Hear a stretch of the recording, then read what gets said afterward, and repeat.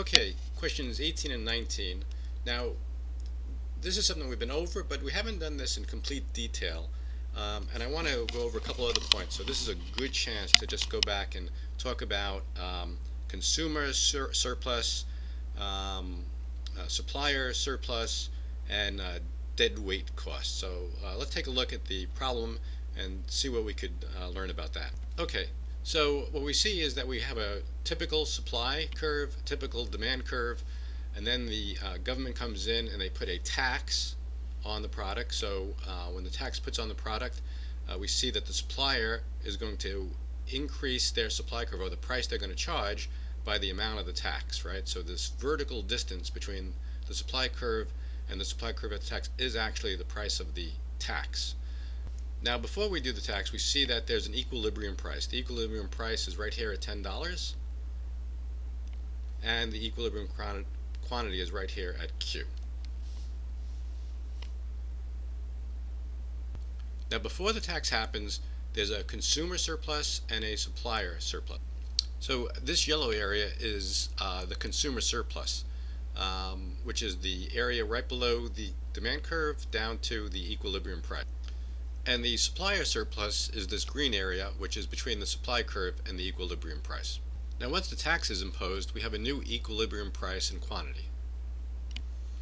And we see that the yellow area is now the consumer surplus, but you could see that it's a smaller consumer surplus, which makes sense because the price to the consumer went up.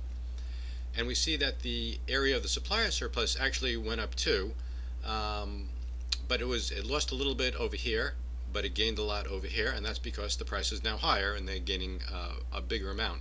However, once you account for the fact that they're not getting this 1045 because they're paying that as a tax, you'll see that the consumer or the supplier surplus is actually lower when you adjust for the tax. So having adjusted for the tax, you can see the supplier surplus is actually lower too. So the tax actually decreased the consumer and the supplier surplus.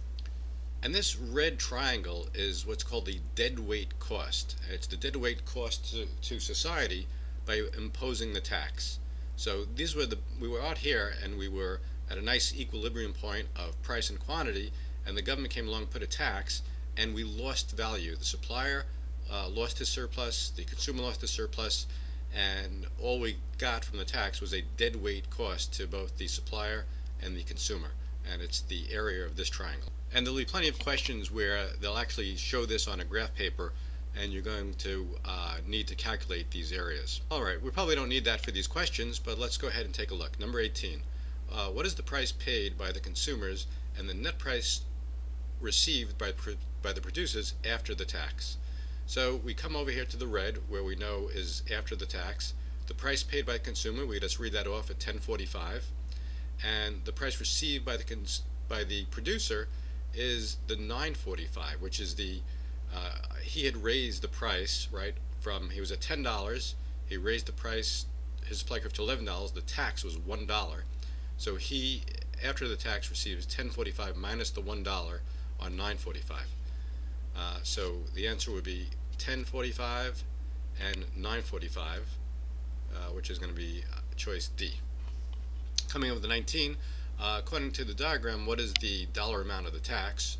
And we've done that already, right? So you always see the tax by the vertical distance that the supply curve shifts. So if you go to the equilibrium point of $10 and it's shifted up to $11 at the same quantity, that's because the supplier is charging the difference in the tax